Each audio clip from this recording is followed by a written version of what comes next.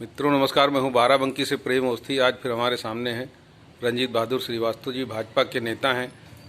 इस समय बोलने के लिए जाने जाते हैं। अब ये तो नहीं कहेंगे कुछ भी बोलते हैं, इनका तार्किक बात रहती है इनकी। इस समय राहुल गांधी जी आपको बहुत याद कर रहे हैं।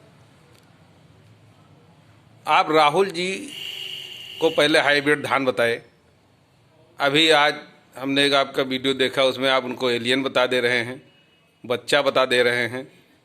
उनकी बहन प्रियंका जी को आपने मेढकी की संज्ञा दे दी। तो क्या मूवमेंट है कि आप ऐसा कर रहे हैं? और एक चीज़ और है, आप पर यह भी है कि आप के सारे दलों के दोस्त हैं आपके। अब राजनीतिक की बात तो नहीं कर रहे हैं, क्योंकि आपका राजनीति और सोशल वर्क का हमेशा रहा है कि सबसे आप अच्छे से मिलते जुलते रहे हैं। तो लेकिन एक चीज़ और पता चली है कि आप कक्षा 11 में थे तो खाकी कच्छा ही पहनते थे। उसका क्या राज है, वही बता दीजिएगा आज। देखो, मेरे जीवन की एक शुरुआत थी, सुखद शुरुआत कह सकते हैं जी मैं कालीचरण इंटर कॉलेज का छात्र था जी अहबरनपुर लखनऊ का एक गांव था जी जिसमें एक अर्जुन सायम लगती थी। तब संघ की शाखा सुबह और शाम की होती थी। जो शाम की शाखा होती थी उसको सायम शाखा के रूप में जाना जाता था। पवन जी हमारे मुख्य शिक्षक थे उस शाखा के। उनकी प्रेरणा से जी मैंने शाखा ज्वाइन की और मैं एक स्वयंसेवक के रूप में मैंने काम किया। उसी समय जनसंघ से चुनाव हुआ था पार्लियामेंट का, हमें बहुत अच्छी तरह से याद है। छोटी उम्र होने के बावजूद डॉक्टर पीडी कपूर वहाँ से प्रत्याशी थे। पीडी कपूर लखनऊ से, लखनऊ के जनसंघ के। और मैंने उनके चुनाव प्रचार में बढ़ चढ़ करके हिस्सा भी लिया था।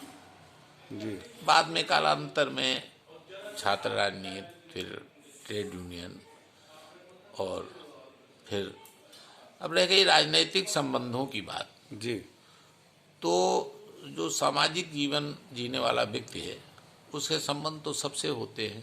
जी वो किसी विशेष भावना से नहीं होते हैं। जी वैचारिक रूप से मैं थोड़ा सा वामपंथी विचारधारा से प्रभावित रहा। मैं क्रांतिकारी वामपंथी मोर्चा का 1974 में राम आश्रय जी मेरे अध्यक्ष थे, मैं महामंत्री भी रहा। खैर ये बहुत लंबा विषय हो जाएगा। लेकिन अब रह गई राहुल गांधी, प्रियंका गांधी या अखिलेश यादव, इन लोगों की बात। अपरिपक्वता राजनीति की सबसे बड़ी दुश्मन होती है। जी ये अपरिपक्व राजनेता है।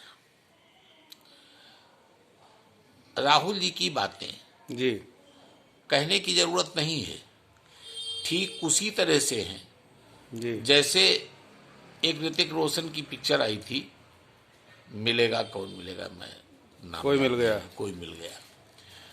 इसी तरह से एक आमिर खान की पिक्चर आई पीके,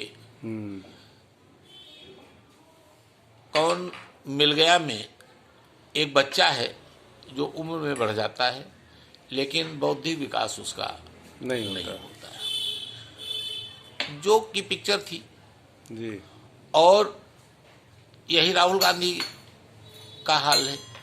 ये देश के लिए एक जोक बन चुके हैं। ये मैं नहीं कह रहा हूं, ये पूरा हिंदुस्तान कहता है। जी इनकी बातें सुनी जाती हैं, आदमी हंस देता है। जी लेकिन ये न देश का दुर्भाग्य है, न हमारा दुर्भाग्य है, न हमारी पार्टी की कोई नुकसान है इसमें। ये उस माँ का दुर्भाग्य है जिसकी कोख से इसने जन्म लिया।